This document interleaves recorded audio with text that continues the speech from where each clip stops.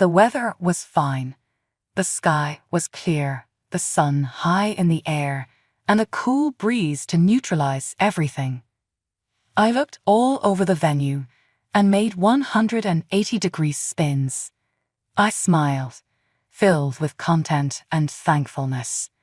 And at last, I had it all planned: the decorations, presents, program script, food, and a moon bounce.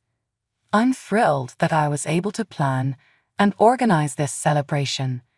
On a lighter note, today is my baby daughter's 18th birthday. She has been my sounding board, my maid of honor, and a true blessing. I just want her to feel special and loved tonight, which is the reason why I wanted to have an unforgettable birthday for her. The time is already 5, and we still have 1 more hour. Before going to the fitting area for the occasion, I reconfirmed everything. I checked that the catered food was enough. Tables/decorations were in place. I don't want anything to be misconstrued between us. It's her day, and she really needs this, my daughter. As soon as I had everything checked, I went straight to fitting and got ready for the grand event later. I want to be prepared for the birthday, which will going to cost even more energy. Everything must be perfect. As my hairstylist and makeup artist were assisting dress me for tonight, I was suddenly reminded of my husband. I was busy noticing everything inside the place that I had forgotten to call him. He rounded up the guests. I made an attempt to give him a call, but his phone was out of reach. Must be busy, I told myself. So I told the other coordinators we would finalize everything they need while we got ready. My daughter on the other side of the room. She was getting hair and makeup done by one of the top glam teams in beauty plus fashion.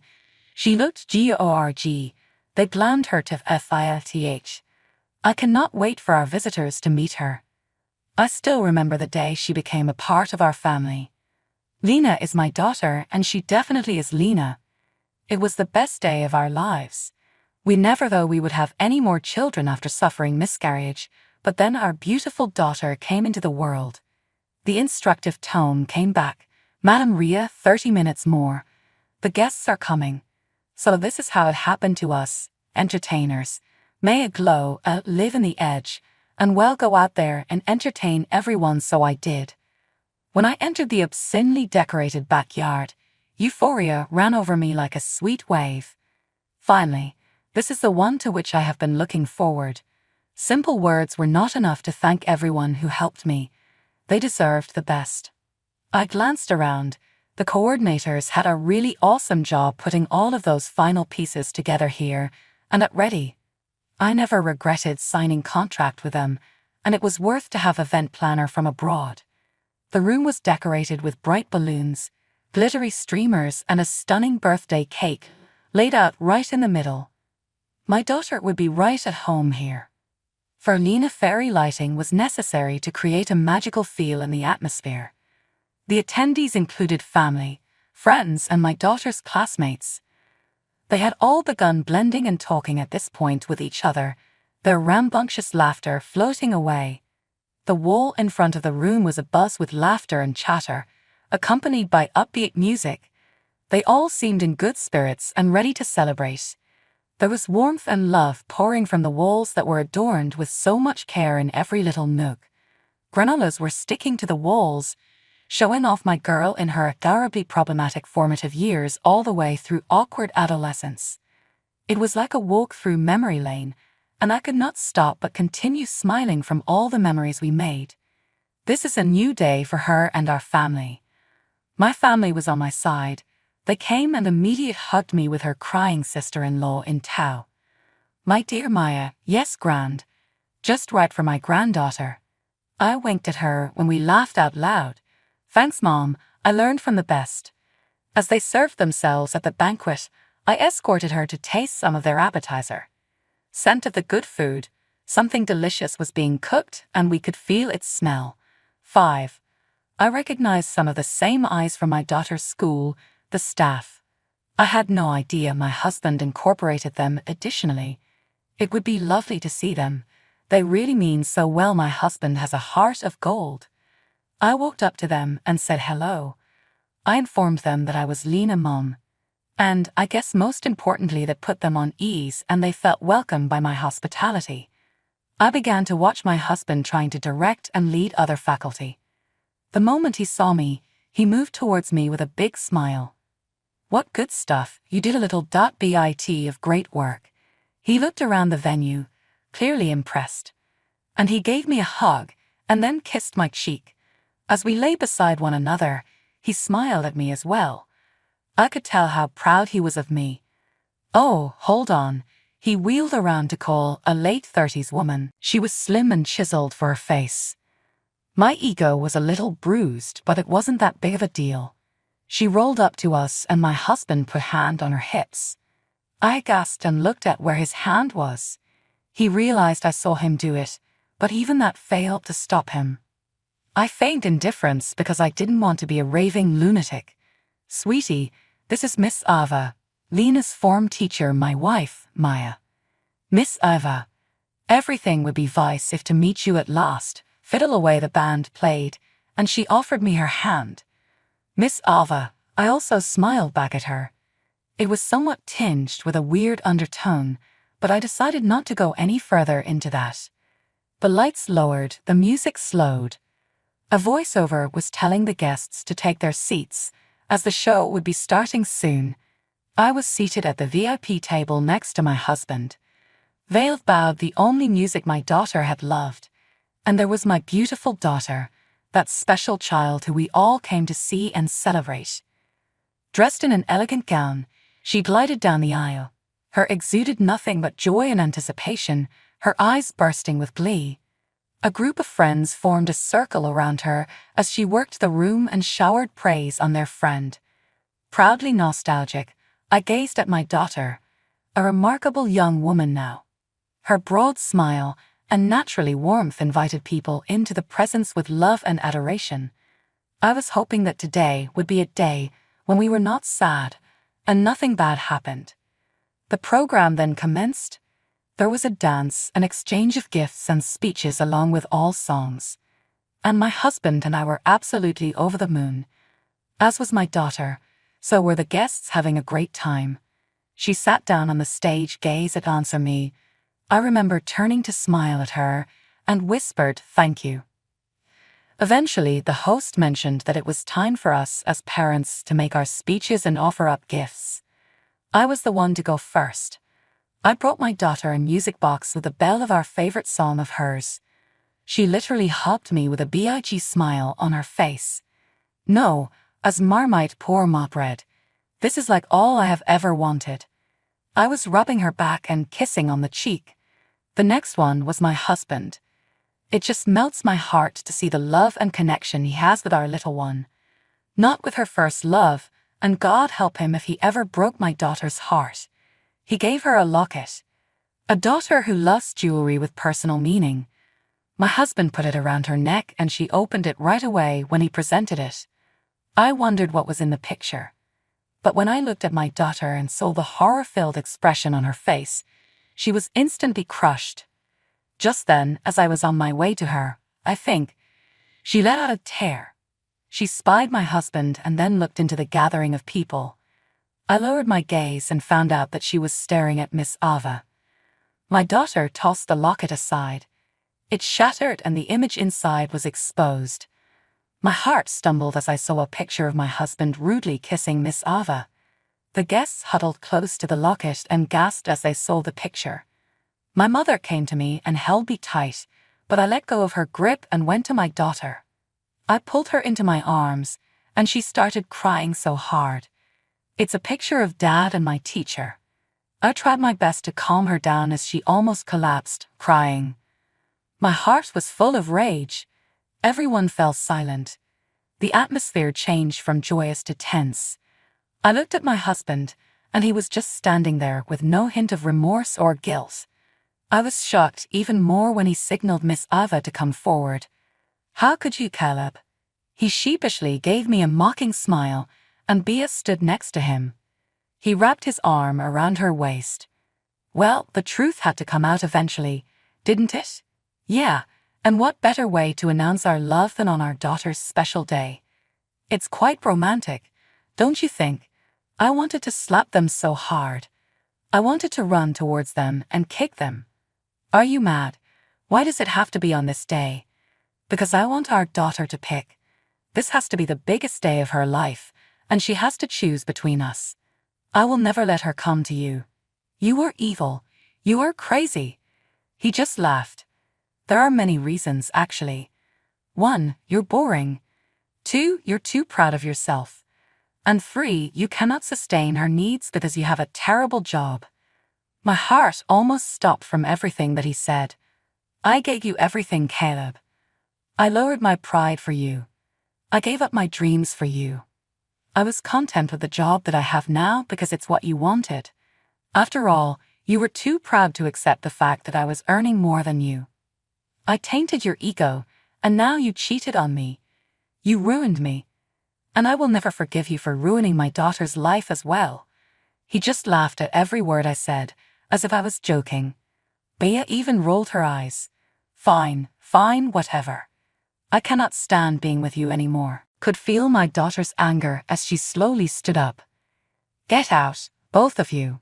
Leave this party right now. With that, Caleb and Bea smirked to each other before turning around. Before they could walk out, though, they made fun of my daughter. Alice, my darling, Caleb said to me, I hope you can forgive us one day for breaking the trust between ourselves. Bea laughed with him. Yes, wouldn't want to spoil your little party.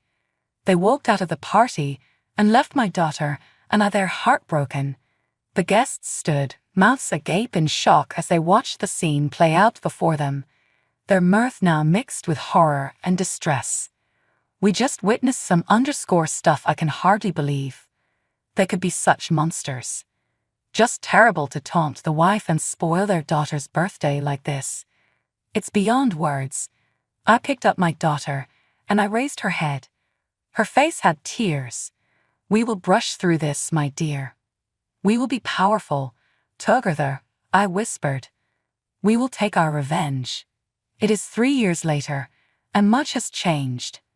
But my daughter and I, we press on and each other given power. My daughter and I are in a much different place, happily employed. Now I can help put my daughter to college, and I'm doing so while working at the job of career dreams for me. I am an experienced accountant.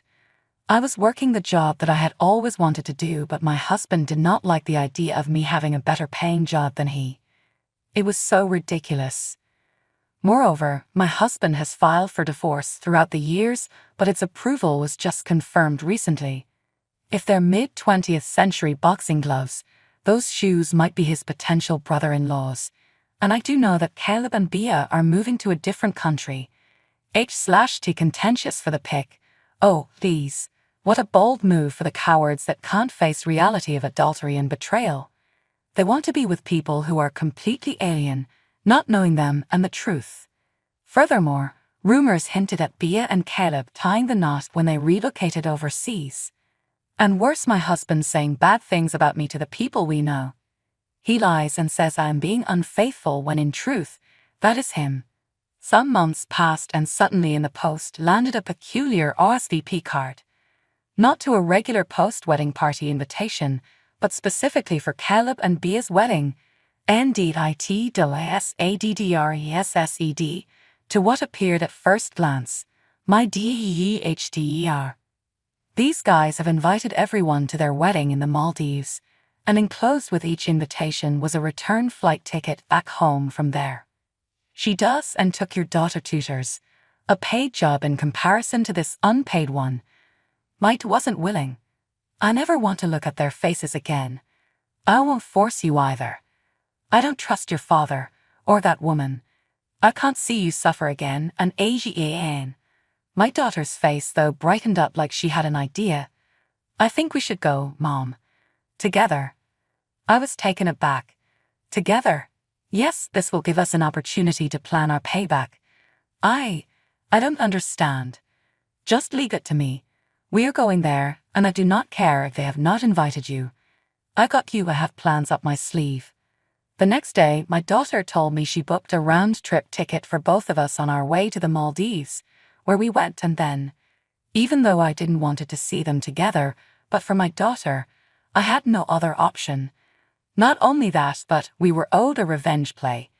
Literally, the day we landed in Mail, I made a stop at jeweler there and had them make me locket of Caleb's lockets design with Lina I name buried within it like he did for my daughter.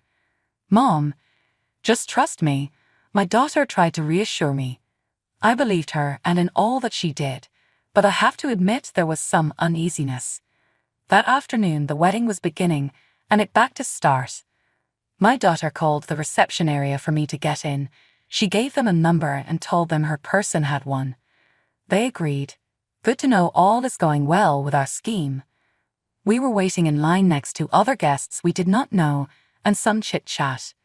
I did hear that Caleb finally escaped a poisonous relationship in the States. Bia is truly his soulmate. I heard his ex-wife was such a controlling and manipulative twat. Who told you?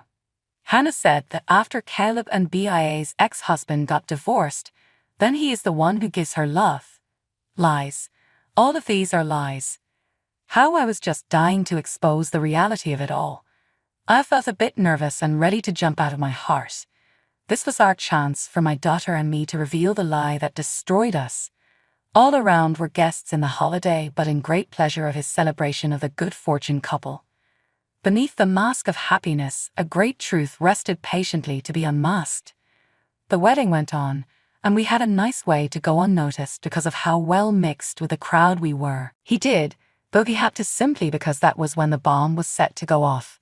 At reception day arrived, and all of us gathered in the banquet hall. This was it, Mom, our shot at the truth and their damnation. Are you certain of this, baby? Absolutely, Mom, but they know deception no longer can be that unseen. As soon as food was presented, Ban stood up. The big smile of Caleb was not even a match with Bia's amusing face. Walking over to the couple and smiling as she handed them gift in a beautifully wrapped box. Congratulations on your wedding. I have a little surprise for you. Thank you. What's inside? Open it and find out. Their curious looks at me showed their tentative acceptance of it all, not knowing the storm they were about to unleash. What is it? The room went quiet as the couple unwrapped their present, finding a locket that plays her voice. The truth was coming. All eyes were on it, wide open and unwavering in their stare, as they waited for the drama to be revealed. The looks on their faces were nothing but shocked. Caleb and Bia took doubtful side eyes at the other, before they hit play. Congrats on your recently forming union or the soon-to-be marriage you may have planned, but long before those fancy proclamations of love we know went down in 2016, there were all these other kinds sharing tales throughout film history. It all began with an extramarital relationship, a thorough breach of trust Lucases are involved in. Your actions shattered our family, and finally it is time for the truth to be revealed. It then went on with a voice message speaking to the terror and agony it provided. There were gasps and whispers from the audience in response. None of them knew what the fuck was going on, and that poor couple looked like they wanted to fucking die. Is this true? The voice message ended, followed by hushed silence within the room. The photo of my daughter was positioned at the front, facing out to where all attendees would walk past. And then comes my announcement. Ladies and gentlemen, I would like you to all know the real story of that love affair, which is being celebrated here today. The sole reason for its creation was from deceit and unfaithfulness. Where they both stood petrified in disbelief of what was happening. I can't believe it. They deceived everyone. How can they be so heartless? The more some began to whisper, shock and disappointment in their tone. If I needed a chance to raise my hand and say something. Thank you to all of you for being here today. We wanted the truth to come out for once our suffering to be known. You must not allow their actions to define you any longer. It is now time for us to come together in strength and unity. Our guests cheered us on, their encouragement heartfelt. Caleb stood up out of frustration and anger, whilst Bia was so embarrassed. You were not going to spoil our happiness like this. Donned, this wasn't how this was supposed to be. she nervously yelled. But my daughter was resolute. You have brought this upon yourselves. We are just showing the reality which you want to hide. The husband and wife would not be able to fight, fish nor flee. It was a mess, all seemed happy in the blink of an eye.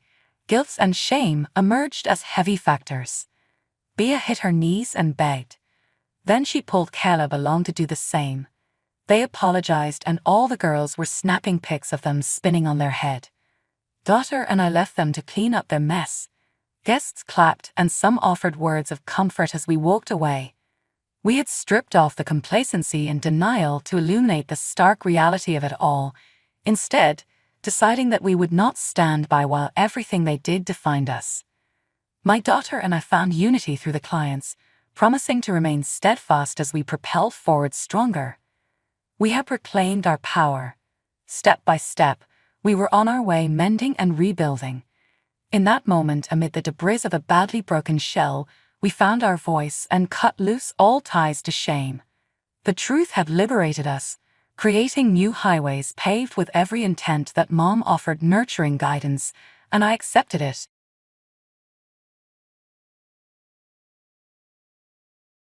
Hello everyone, I'm Lana. I must be one of the oldest people here sharing a story. There's a first time for everything. This story is being written by Riley, who was married to my grandson Joe. My late husband Matt and I raised Joe since he was a toddler after his parents died in a tragic car accident. We were the only ones left to care for him. We watched him grow and supported him in every way possible to ensure his success in life. When Joe showed up with Riley and told us they had gotten married, Matt and I were shocked. We were hurt that they had eloped right out of high school. Riley's parents had disowned her because of the wedding, so Joe brought her to our house. We took them both in and promised to help them out. Joe went to college while Riley stayed behind and took care of us. Eventually, Joe got a great job and started achieving his goals. We were proud of him, but things were about to take a turn for the worse. Shortly after Joe landed a high-level job in a cutthroat industry, he and Riley were even planning to have a child. However, a few months later, Riley arrived crying on our doorstep. She was a mess, and we didn't know what to do. When she came in, I asked, "What is going on, Riley? You look horrible. Why are you crying so much? You need to tell us what happened. You're starting to scare us." "I don't know what to say, guys. Joe has left me. He's gone." "What are you talking about, Riley?" I asked. "I'm telling you the truth, Matt. Joe is gone, and so is his stuff. He left a note saying he wants to divorce me and start a new life. He doesn't love me anymore." Riley went into a sobbing fit while Matt and I tried to wrap our heads around what we had just heard. It was bizarre and hard to believe. Joe had been growing distant from all of us, and we were planning to talk to him about it. But before we could, Riley arrived at our doorstep. Matt and I calmed Riley down and decided to talk to Joe separately. We immediately called him, praying that this was just a misunderstanding. When he picked up, Matt nervously said, "Where are you, Joe?" "I just found your wife crying on our doorstep. She's saying you have abandoned her. What's going on? Tell me this isn't true." "It's not a joke, guys. I've left her for good. Riley and I are done." Joe's voice was serious, and it was clear he wasn't joking. Matt and I were stunned. We had always thought they were happy. Joe had often said he married the love of his life. I couldn't imagine he would do this to her. "You can't be serious, Joe. Riley is your wife. You can't just up and leave for no reason." "I haven't left without any reason, Grandma.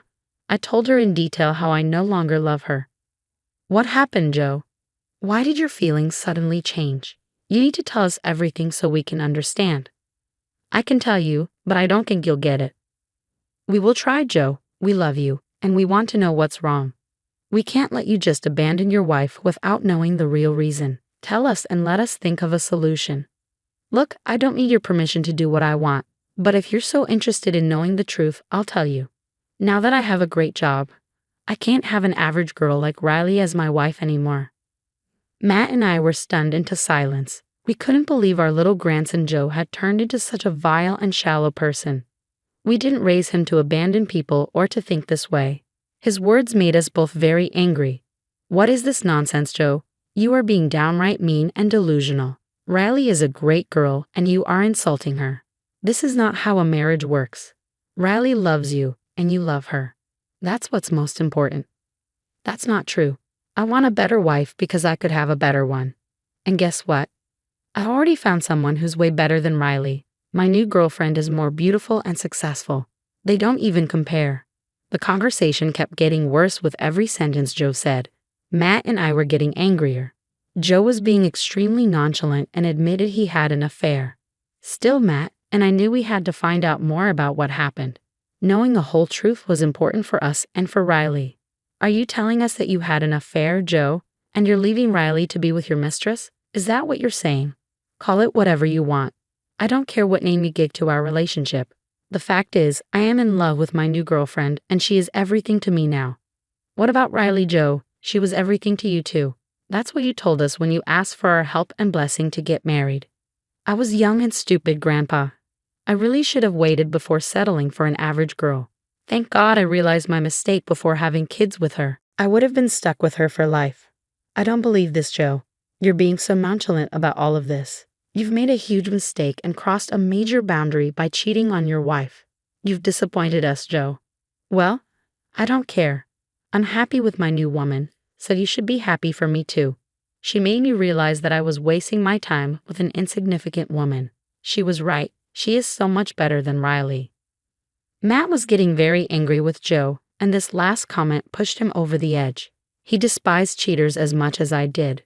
Joe might have been our grandson, but he was acting like a different person. He expected us to accept his new life and not hold him accountable for his actions. But we weren't willing to do that.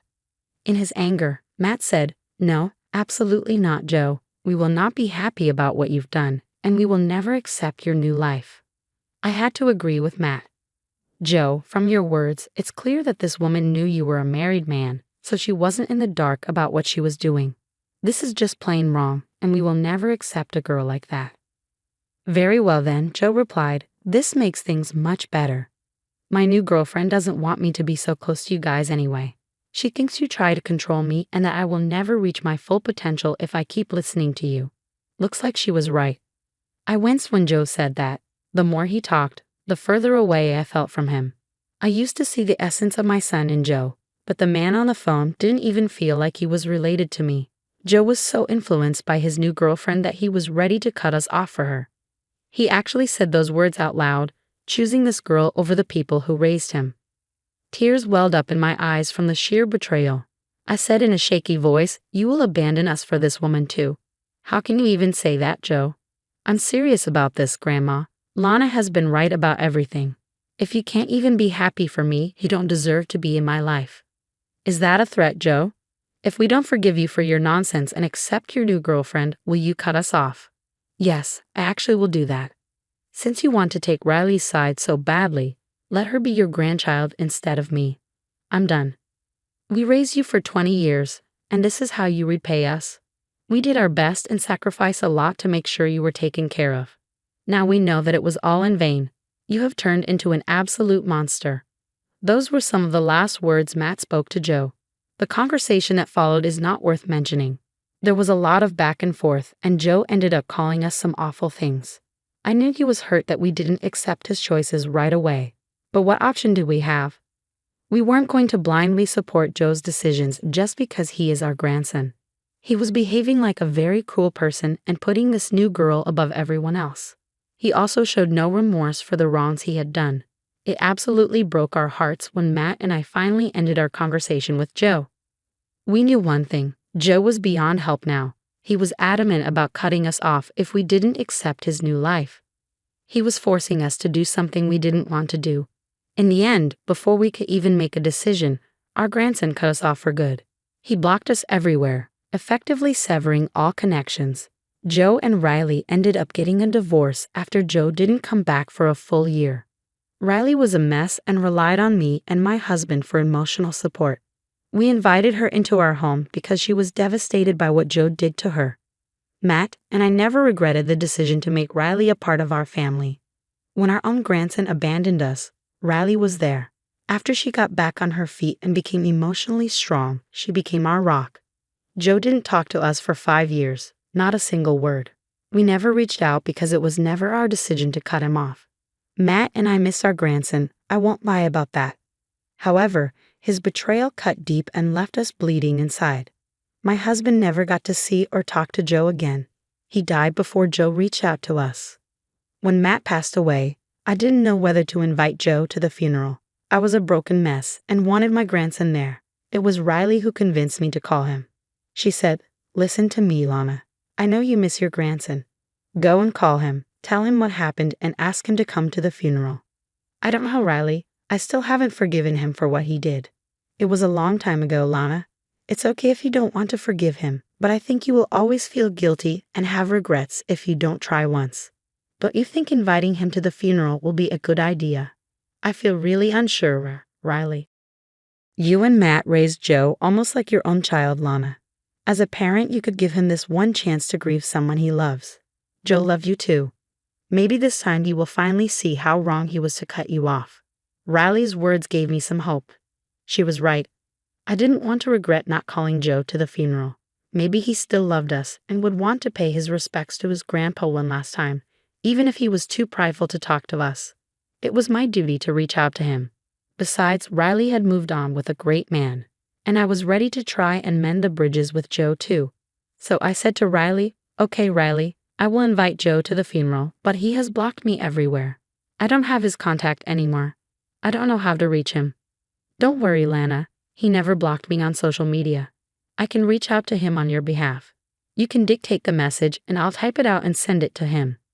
"That sounds great, Riley. I hope you're right about this. I don't want to have any regrets if Joe wants to pay his final respects to his grandfather."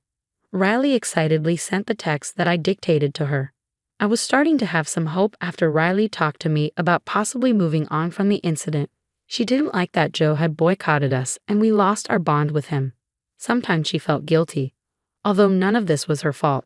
She never told us not to support Joe's decision, and she didn't tell Joe to block us or leave us. Despite what happened in the past and the fact that Joe never reached out again, I was willing to take the chance. I was ready to have some closure and maybe find it in my heart to forgive him. My hopes were short-lived. The first indication came when we found out that Joe had received and seen the message, but he never replied. We had provided all the details of the funeral, so we thought maybe he didn't need more information and might still show up. Riley and I held onto a sliver of hope that he would turn up at the funeral. I was willing to extend an olive branch just to see if he had changed a little. Believe me, I really wanted Joe and me to have a relationship despite everything.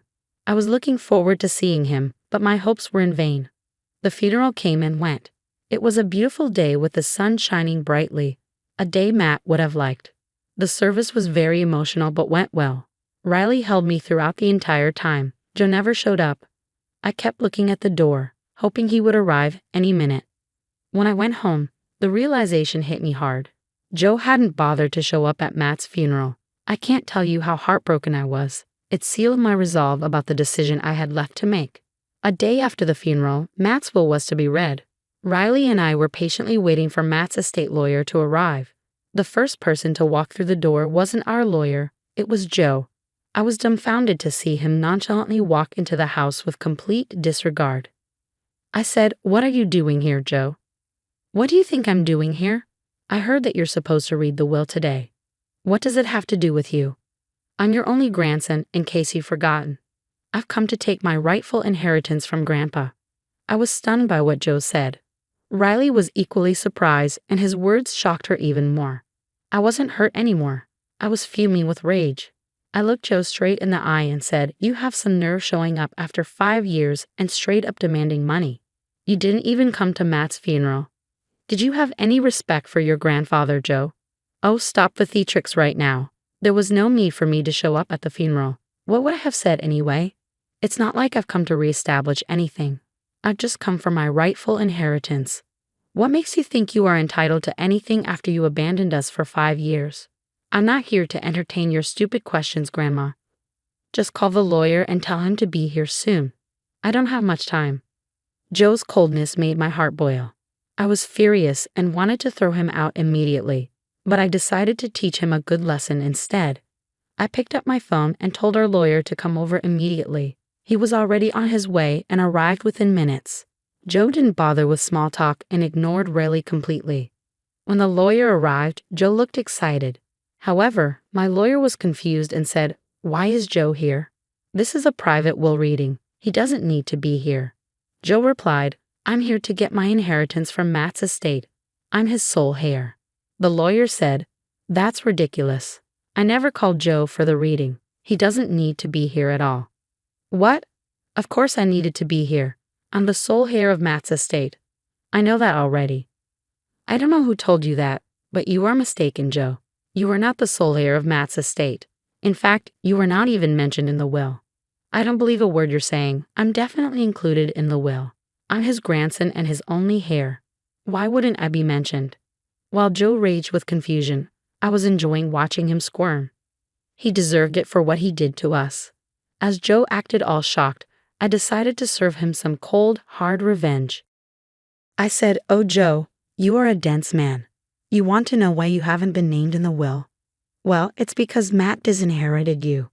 No, that's not possible. He wouldn't do that to me. I'm his blood, his only surviving heir. He would never disinherit me. Do you think we believe in that old-fashioned stuff? Matt wanted to leave his inheritance to someone who deserved it, not just someone with his blood. This can't be happening. I am the rightful heir. How could he leave his estate to anyone else? If he disinherited me, who got my share of the inheritance? You really want to know? Matt gave it to Riley. Joe and Riley were both stunned. They looked at the lawyer for confirmation, and he simply nodded. It came as a shock to them, but not to me. Matt and I had jointly decided to cut Joe off and give everything to Riley. Joe couldn't accept this. He turned pale and said, This has to be a joke. Why would he leave everything to Riley? This is not fair. Then what is fair, Joe? Do you really think Matt would leave his hard-earned assets to a grandson who abandoned him and didn't even bother to show up at the funeral? I'm his blood. Matt wouldn't do that to me. Believe me, Joe, he was perfectly happy making this decision. If you think I'm tricking you, the lawyer will show you the will. How could you let him do this, Grandma? It was an easy decision, Joe. We raised you, but you only managed to stab us in the back and abandon us. Riley was here for us, and she is the rightful heir to our estate. I won't be here for long, so you better remember this. I will also disinherit you and leave everything to Riley. You will never get another cent from me, and you will pay for abandoning us. I vividly remember what happened next.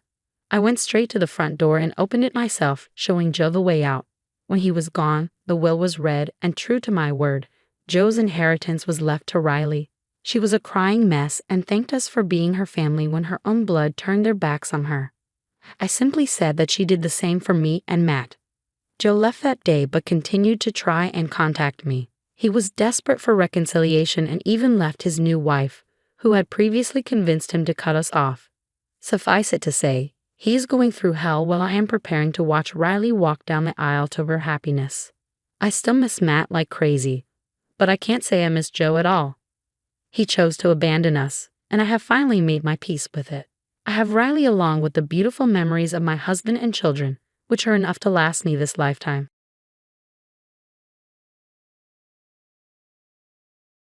Hello, my name is Macy. I'm a 42-year-old woman who has been married twice. My second marriage has been amazing, but my first was a train wreck.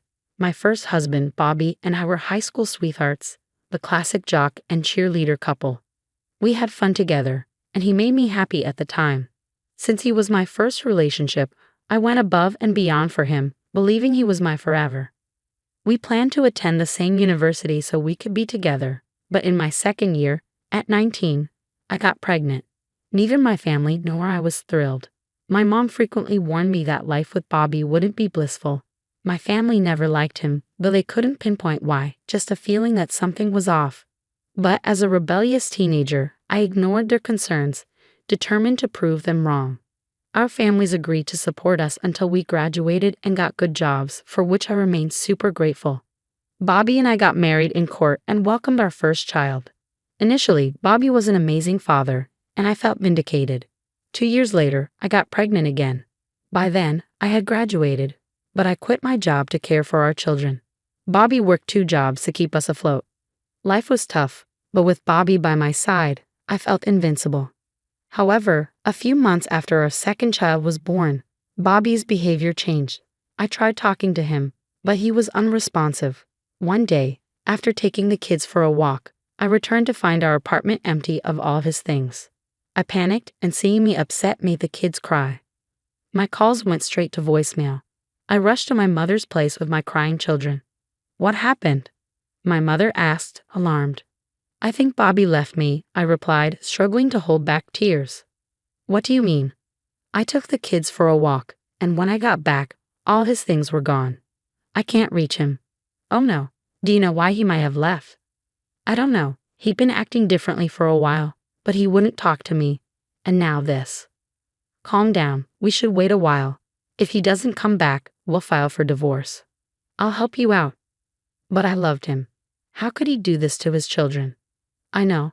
I wish I could find him and ask him all these questions, but we have to move on. Not just for your sake, but for the kids. My mom was right. I spent the next few months painfully getting over him while raising 2 kids who looked a lot like him. I cried myself to sleep many nights, but eventually, months turned into years and I slowly healed. When the kids were old enough, I told them the truth about their father. They were devastated but surprisingly understanding. Together we learned to move past the pain. My mom was a tremendous help, making raising 2 kids easier than it would have been alone. 13 years after Bobby left, I met my current husband, Fred, at a bar. I was out with friends celebrating a birthday. My mom had the kids, so I decided to have some fun. Towards the end of the night, Fred approached me. My friends had been urging me to date for years, but I was too traumatized by Bobby to try. When Fred came over, my friends left to give us some space. He started by asking if he could buy me a drink. I accepted, not turning down a free drink. We waited until our drinks arrived to start talking. So what brings you here? He asked. It's my friend's birthday. I'm here to celebrate with her. That's nice. How about I send over some drinks for all of them? All of them? There are 7 more people. It's all right. I'll make up the money I spend here the next 2 hours, so no worries. Wow, so you're rich? I guess you could say that. I'm not trying to brag though. No, it's a great thing. Not a lot of people get to do that. And you're not being a prick about it. You're buying drinks for strangers because it's one of their birthdays. What can I say? I have a weakness for pretty women. You're so weak you believe everything they say, even lies. Yes, although did you lie? No, it really is one of their birthdays. But it's concerning that pretty women make you weak. You should get that checked. Maybe you could help with that. If I had a pretty woman by my side, I'd only have a weakness for one. I could think about that. It was such a self-esteem boost to be called pretty by Fred, especially since he looked gorgeous, like someone who belonged on the cover of Vogue. I was also surprised by my ability to flirt back casually, something I wasn't usually capable of. Being an introvert, it was either the drink or Fred's captivating aura that made me feel comfortable enough to be flirty. Eventually my friends came to get me, but not before I profusely thanked Fred for the drinks. Before I left, Fred and I exchanged numbers, and from then on, we were constantly talking. It started with texts, then calls whenever we had free time or something interesting to share. We also began meeting up more often. Initially we met in public places, but as months passed, we started hanging out at each other's places. I remember my jaw dropping when I walked into his house. It was literally a mansion. Fred laughed at my shock and told me I should get used to his wealth because it would soon be mine. He was very open about wanting to marry me and often told me how comfortable he felt around me, which only made me love him more. Fred was also open to me having kids. He was particularly upset when I told him about Bobby and went above and beyond to show me how much I meant to him. Fred and Bobby were worlds apart, and it wasn't until Fred that I understood why so many people didn't want me to marry or even be with Bobby. I was glad I got out of that relationship, even though I hated how it happened. Fred helped me heal and forget about it, which I was super grateful for.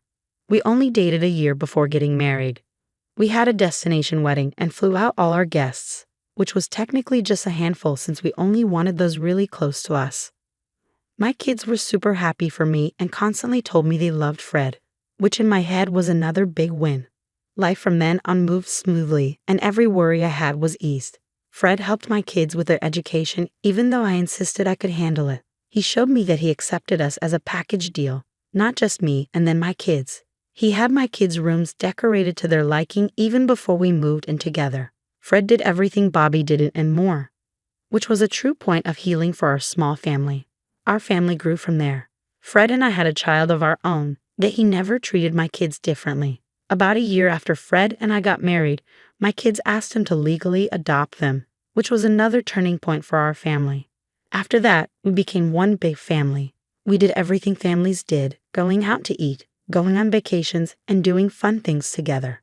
I was also doing well in my career, and Fred's company was thriving. There wasn't a single thing in my life that was wrong. Before I knew it, 7 years had passed. One day, out of the blue, I got a call from an unknown number. Hello? Look who it is, it's Macy. Who is this? Don't you recognize me? It's Bobby here. How are you doing? Bobby? What the hell? How did you even get my number? Ah, I forgot how whiny you are. I just happened to come across your number and thought I'd give you a call to see how life has been treating you since you left me. Oh, come on, Macy.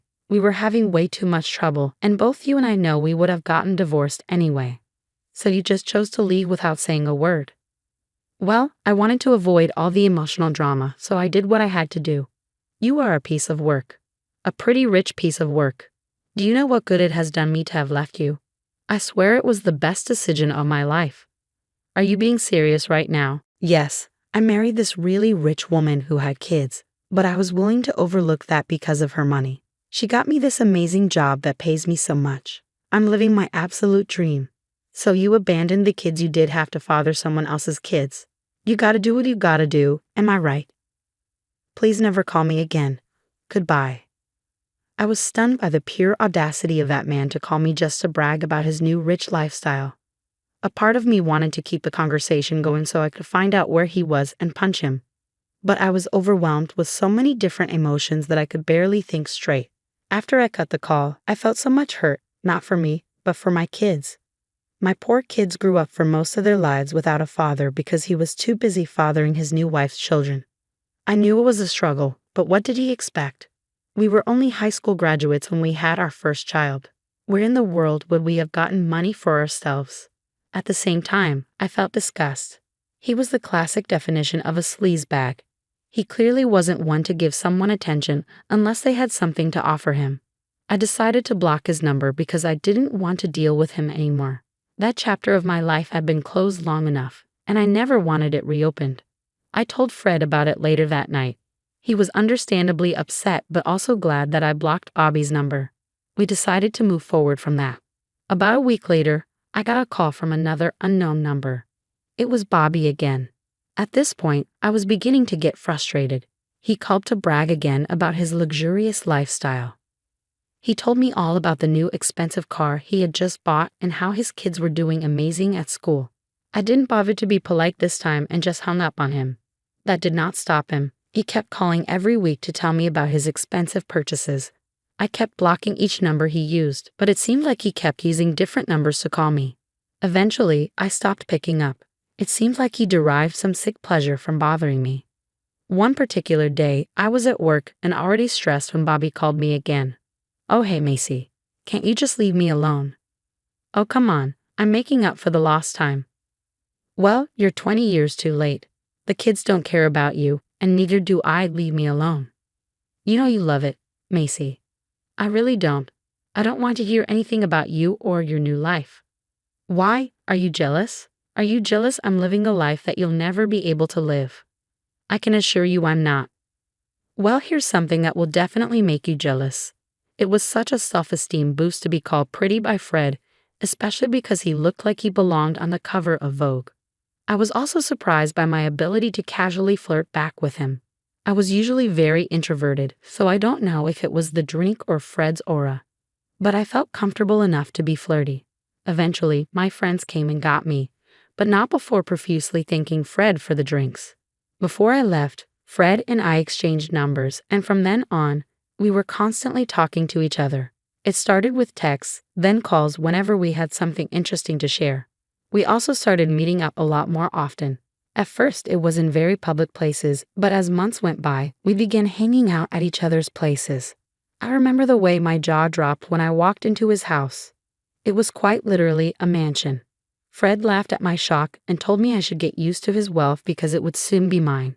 Fred was very open about wanting to marry me. He told me countless times how he had never felt so comfortable around anyone aside from me, and that only made me love him more. Fred was also more than open to me having kids. He was particularly upset for me when I told him about Bobby. Ever since then, Fred went above and beyond to show me just how much I meant to him. Fred and Bobby were worlds apart, and it wasn't until Fred that I understood why so many people didn't want me marrying or even just being with Bobby. I was glad that I got out of it, but I hated the way it happened. Fred helped me heal and forget all about it, for which I was super grateful. We only dated a year before getting married. We had a destination wedding and flew out all our guests, who were just a handful of our closest friends and family. My kids were super happy for me and constantly told me they loved Fred, which was another big win. Life moved on very smoothly from then on. Every single worry I had was eased. Fred helped my kids out with their education, even though I told him I would take care of it. He showed me that he accepted us as a package deal, not just me and my kids. He had their rooms decorated and set up to their liking even before we moved in together. Fred did everything that Bobby didn't and more. That was a true point of healing for my small family. Fred and I had a child of our own, and he never treated my kids differently. About a year after Fred and I got married, my kids asked him to legally adopt them, which was another turning point in our family. We became one big family, doing everything that families do, like going out to eat, going on vacations, and doing fun things together. I was also doing well in my career, and Fred's company was thriving. There was not a single thing in my life that was wrong. Before I knew it, 7 years had passed. One day, out of the blue, I got a call from an unknown number. "Hello. Look who it is. It's Macy." "Who is this?" "Don't you recognize me?" I don't think I remember much. Anyway, who is this?" "It's Bobby here. How are you doing?" "Bobby? What the hell? How did you even get my number?" I forgot how whiny you are. I just happened to come across your number and thought I'd give you a call to see how life has been treating you since you left me." "Oh, come on, Macy. We were having way too much trouble, and both you and I know we would have gotten divorced anyway. So you just chose to leave without saying a word." "Well, I wanted to avoid all the emotional drama, so I did what I had to do." "You are a piece of work. A pretty rich piece of work. Do you know what good it has done me to have left you? I swear it was the best decision of my life." "Are you being serious right now?" "Yes, I married this really rich woman who had kids, but I was willing to overlook that because of her money. She got me this amazing job that pays me so much. I'm living my absolute dream." "So you abandoned the kids you did have to father someone else's kids. You gotta do what you gotta do, am I right?" "Please never call me again. Goodbye." I was stunned by the pure audacity of that man to call me just to brag about his new rich lifestyle. A part of me wanted to keep the conversation going so I could find out where he was and punch him. But I was overwhelmed with so many different emotions that I could barely think straight. After I cut the call, I felt so much hurt, not for me, but for my kids. My poor kids grew up for most of their lives without a father because he was too busy fathering his new wife's children. I knew it was a struggle. But what did he expect? We were only high school graduates when we had our first child. Where in the world would we have gotten money for ourselves? At the same time, I felt disgust. He was the classic definition of a sleazeback. He clearly wasn't one to give someone attention unless they had something to offer him. I decided to block his number because I didn't want to deal with him anymore. That chapter of my life had been closed long enough, and I never wanted it reopened. I told Fred about it later that night. He was understandably upset, but also glad that I blocked Bobby's number. We decided to move forward from that. About a week later, I got a call from another unknown number. It was Bobby again. At this point, I was beginning to get frustrated. He called to brag again about his luxurious lifestyle. He told me all about the new expensive car he had just bought and how his kids were doing amazing at school. I didn't bother to be polite this time and just hung up on him. That did not stop him. He kept calling every week to tell me about his expensive purchases. I kept blocking each number he used, but it seemed like he kept using different numbers to call me. Eventually, I stopped picking up. It seemed like he derived some sick pleasure from bothering me. One particular day, I was at work and already stressed when Bobby called me again. "Oh, hey, Macy. Can't you just leave me alone?" "Oh, come on. I'm making up for the lost time." "Well, you're 20 years too late. The kids don't care about you, and neither do I. Leave me alone." "You know you love it, Macy." "I really don't. I don't want to hear anything about you or your new life." "Why? Are you jealous?" Are you jealous I'm living a life that you'll never be able to live? I can assure you I'm not. Well, here's something that will definitely make you jealous. I just got a promotion. I don't give a crap. You know you're jealous. I just got a promotion at Digidome, one of the finest media companies. I'm going to hang up. I was furious and annoyed, but something he said kept tickling my brain. I was way too angry to think about it at that moment, so I let it go. When I got back home, I thought about what it was that Bobby said that tickled my brain. Then it hit me. He said he worked for Digidome, one of the finest media companies, which I had to agree with. They were responsible for hiring and recruiting some of the most talented influencers and journalists in our city. The reason I kept thinking about it was because Fred is the CEO and founder of the company Bobby was working for, my husband. I could not believe how wonderfully the universe had aligned for me. That meant I could finally teach Bobby a good lesson, not only for bothering me, but also for abandoning his children. I waited with excitement until Fred got back home. When he did, I told him all about what had happened during the day. Did something happen? Why do you seem so hyper? Nothing happened per se, but I did find out something big. Oh, what is it? So Bobby called again. That sick son of a gun. I swear, if I had any way to get a hold of him, I would beat him up real good. That's the thing. He may be way closer than we ever expected. Huh? What do you mean? Well, today he called me to brag about his big promotion at work, which is at Digidome. You mean to tell me that he works at my company? Yeah. At first, I couldn't help but think his company name sounded really familiar, and then it hit me. Did you really not remember the company I created? Listen, I was way too angry to remember my own name. Cut me some slack. I'm kidding. Anyway, do you want me to fire him? Absolutely. But before you do, I was wondering if there was any way to humiliate him. Definitely bold of you to think that I wasn't going to fire him in the worst way possible for him. With that, we began planning how to create the best revenge plan. We decided to wait a few more weeks before executing our plan to fire him because we were going to record his calls to me and have them played in front of everyone. The company was going to hold a huge event in 2 months, and to our luck, Bobby was going to be in charge of it. There were going to be several big names present, and we were going to tarnish his reputation. Over the next few weeks, I picked up all of Bobby's calls without getting frustrated or angry. Knowing I had the biggest upper hand was enough to put a smile on my face as I listened to him ramble about his wealth and my lack of it. This time, I made sure to record every conversation. These conversations were going to come back to bite him hard, and I couldn't wait for it. At the end of the 2 months, the event happened.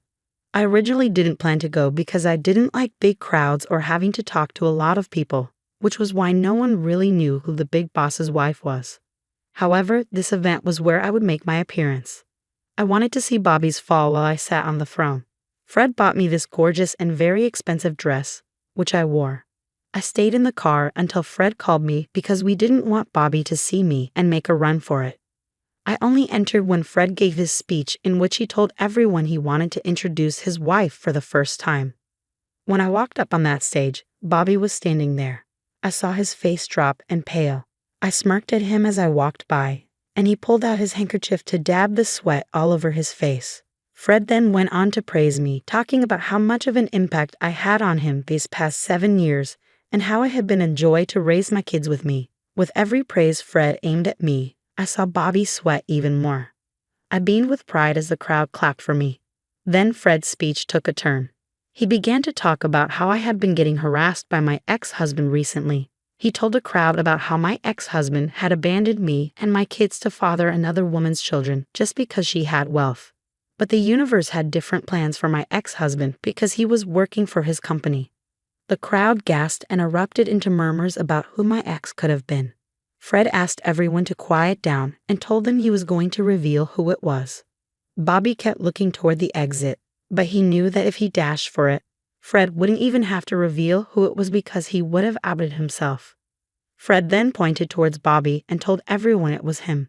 The crowd once again erupted in murmurs. Bobby looked like he was about to pass out, but Fred wasn't done yet. He told everyone he had proof of all of this and proceeded to play the recordings of all the calls Bobby had made to me in the past few weeks. Bobby stilled as he heard everything. Fred then announced that because of everything Bobby did, He would no longer be working with his company. The crowd cheered for Fred and me as we walked off the stage. Bobby was escorted out of the event, and the rest of it went smoothly. I had served my revenge, and there was nothing sweeter than that.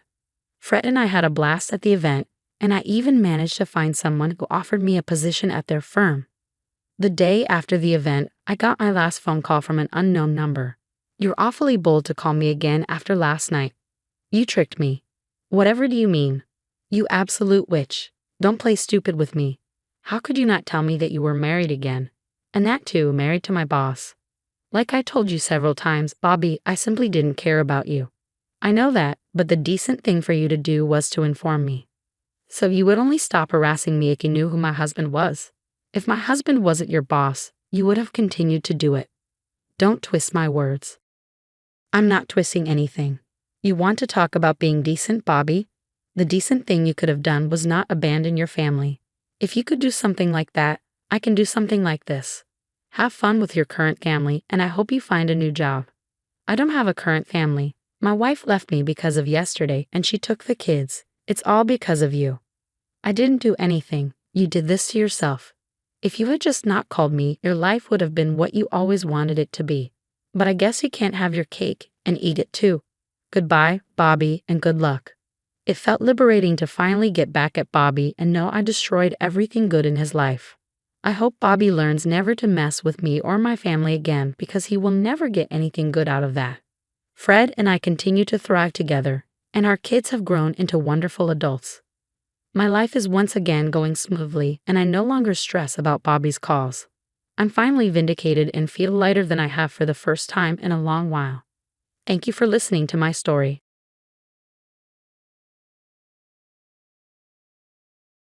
Hey, I'm Meredith, a new mom to a beautiful 4-month-old daughter named Hope. She means the world to me. Hope arrived during a time when I felt incredibly vulnerable and in desperate need of support. It's been 8 months since I lost my husband, John. We were married for almost 2 years, and he was truly the love of my life. He was my first real relationship, and I always hoped he would be my last. He will forever hold a special place in my heart.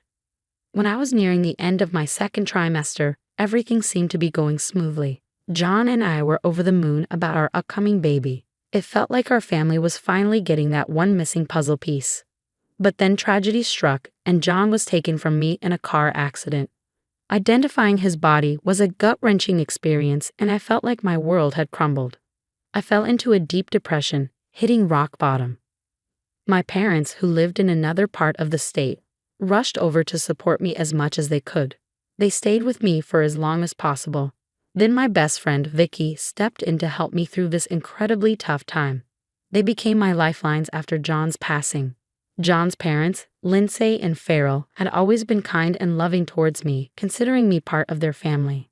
However, things took an unexpected turn one day after John's death. Vicky had moved in with me temporarily until the baby arrived. I was almost a month away from my due date, and given everything I had been through, being alone wasn't the best idea. One day, out of the blue, Lindsay and Farrell showed up at my place. It was a surprise visit, though they had been visiting frequently. Vicky wasn't home, and I was by myself. "Hey Meredith, it's us." "Hello guys, how are you holding up?" "We're managing." "Where's Vicky?" "She's out grabbing groceries. Peanut butter and pickles cravings, you know." "Oh, I remember those strange cravings. Pregnancy does funny things to you. Thanks for coming over. I miss John so much, but having you here helps. I feel closer to him when you're around. You were everything to him, Meredith. We are here for you, and soon you'll have your little one here. Speaking of which, how are the preparations for the baby going?" "Vicky has been a huge help. The nursery is ready, and we're just counting down the days now." "John would have been so happy. I wish he could be here for this. Speaking of the future, there's something we'd like to discuss with you." "Sure, what's up?" "Well, you know there might be some money that used to belong to John." "Okay, go on. What about it?" "We actually need that money now." "Wait, what? Why?" "See, that money was sort of ours to begin with. We put it into John's upbringing and education." "Seriously? And you want it back? But that money is for me and my baby." "Let me explain, dear. John might not have mentioned it, but we see that money as something we invested in him. We even paid half of his college tuition as his birthday present. We raised him and supported his education. It was a present. You shouldn't have expected to get it back. Anyway, I'm pregnant, not working, and I need that money for the baby. We need the money to take care of things at our house too, you know. And I would have loved to help you, but the truth is I will be raising this child as a single mother. I've got my own financial responsibilities to handle. I really need that money now more than ever. You're being selfish and greedy. I bet you're secretly relieved that John is gone so you can have all the money for yourself. You pretend to be all concerned about your baby, but God knows what you're going to do with it. How could you even say something like that? I couldn't hold back the tears. I was utterly stunned by their behavior. 2 years of marriage, and this is how they treated me just because I refused to give them the money that legally belonged to me after John's death, especially when I was pregnant. It was unbelievable, and their words hurt deeply. I would never wish anything bad upon John. I decided that I didn't want Farrell and Lindsay anywhere near me. When Vicky returned, I told her about everything that had happened. She agreed with me. With Farrell and Lindsay out of the picture, it was just Vicky, my parents, and me looking out for each other and my upcoming child. It was a really rough time during the final stretch of my pregnancy. My mom came to stay with me. She's a devout woman and suggested we go to church one Sunday morning to pray for the baby's well-being. I agreed, so off we went. As we stepped into the sacred space, guess who we bumped into? Farrell. Of all people, he was volunteering at the church. My mom sensed things could get awkward, so she recommended we keep our church visits short and sweet. We prayed for the baby and left. When the service ended, and before we could make a quiet exit, Farrell approached us.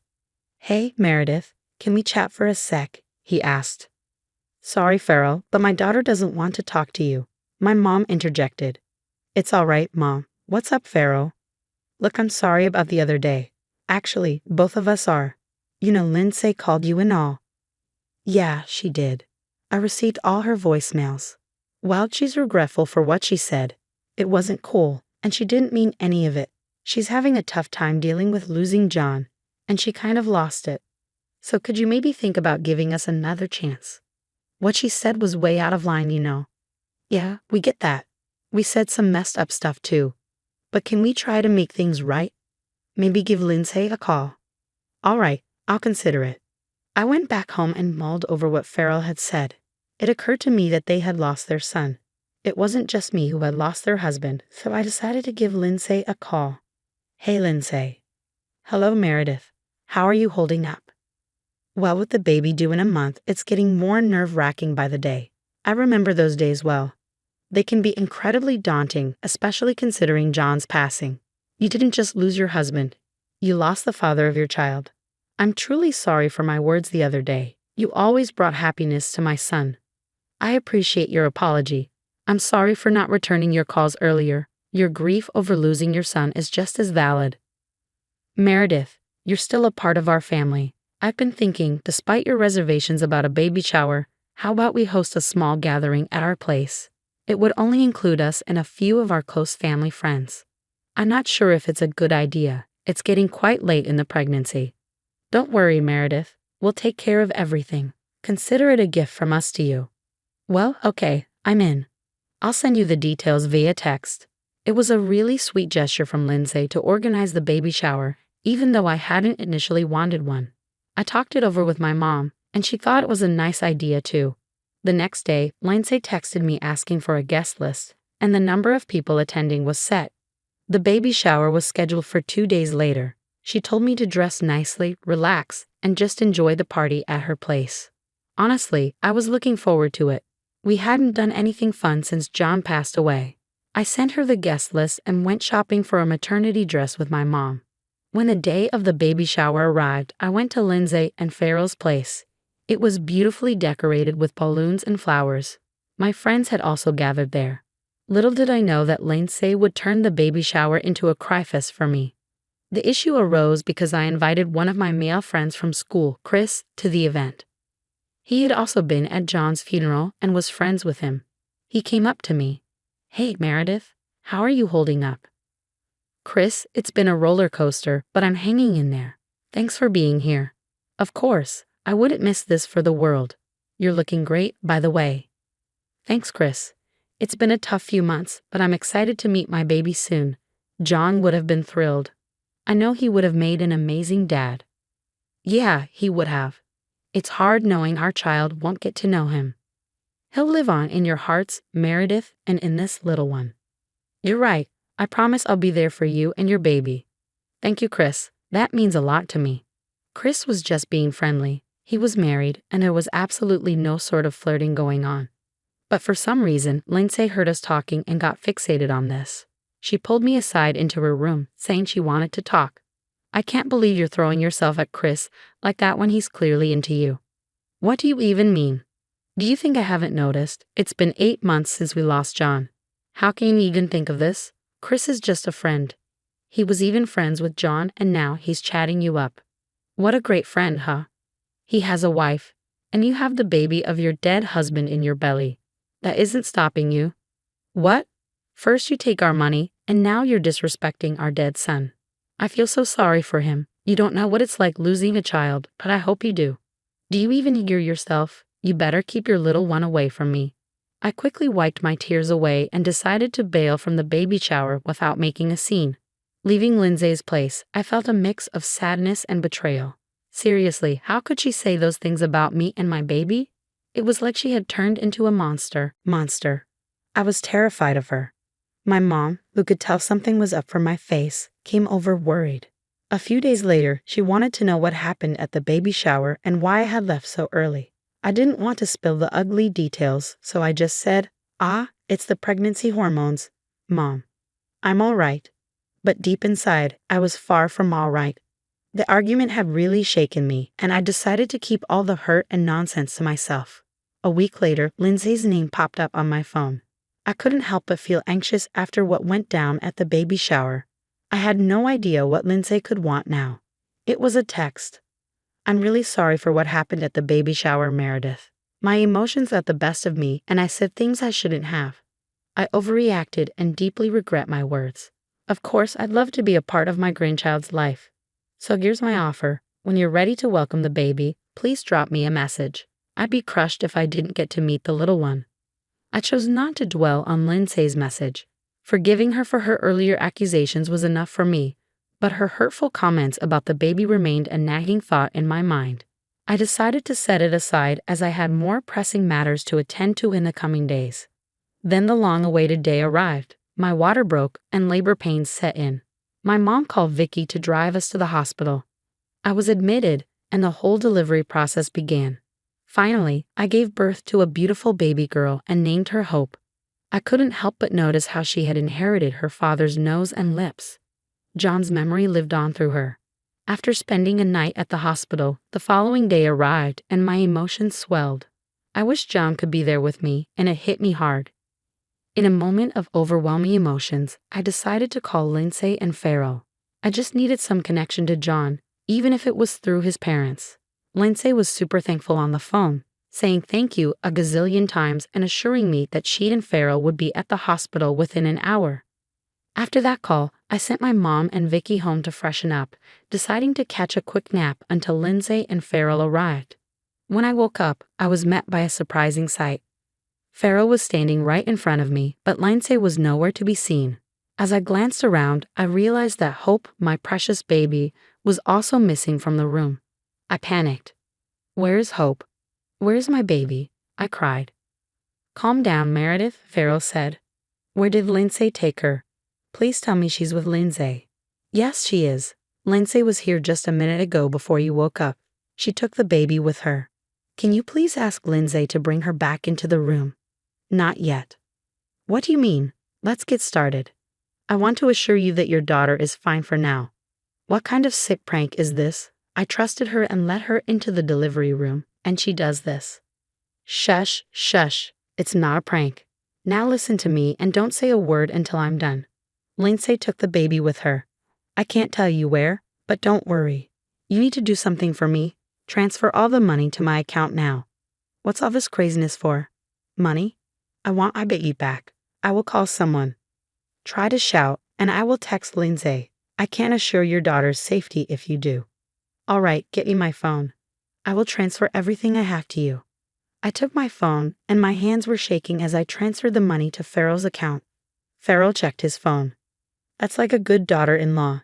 Could you please call Lindsay and tell her to bring Hope back?" "Okay," I said, my voice trembling.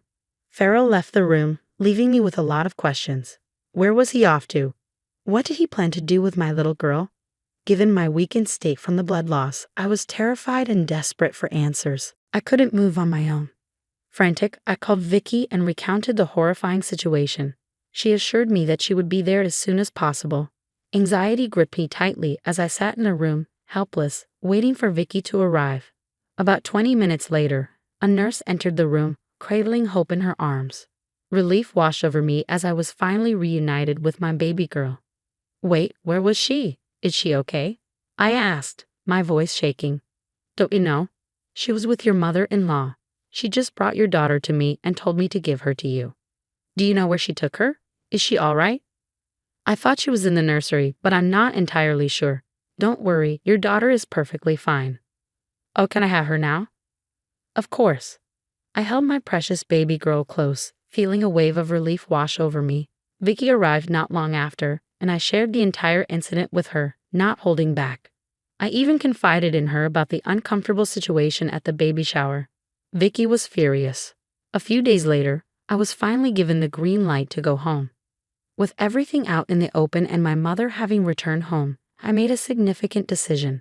I couldn't let my in-laws get away with what they had done. They had taken my daughter from the hospital, even if it was just for about 45 minutes. After everything that went down, I knew I had to take some serious action. I hired a lawyer, not just any lawyer, but Chris. Our first move was to gather any evidence we could find. Hospitals usually have security cameras everywhere, and we thought they might have captured what really happened with Hope and Lindsay. Chris worked his magic, and soon we were watching the security footage from his office. We could see Lindsay holding Hope and leaving the hospital. The timestamp on the video was crystal clear. My baby was taken away, even if just for a short time. It was a cold, hard fact staring us in the face. The video also showed Lindsay returning to the hospital later with Hope. This footage was gold for our case. Then there was the timing of the money transfer. It was the puzzle piece that clicked perfectly into place. The money moved when Hope was taken. Chris built a solid case, making it clear they messed up big time, and no one could ignore the evidence against them.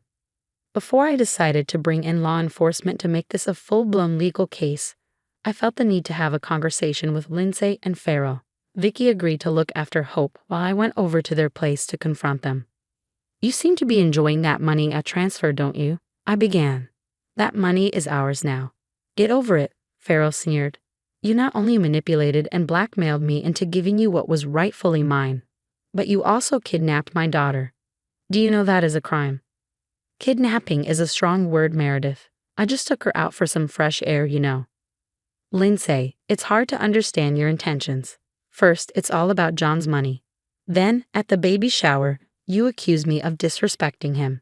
Can you pick a side? Aren't you tired of playing the victim, the mother who lost her son, when all you seem to care about is the money? If John were here today, he would be ashamed and disgusted by you and what you did to me and his daughter. He would never have forgiven you. John's gone, Meredith. He's history. We couldn't care less. Time for you to get your pathetic life together as well." "What a remarkable father you are, Farrell. If this is about money, you better leave. I only dropped by to give you a heads up. You'll be hearing from the cops soon enough, so better call your lawyer, Lindsay."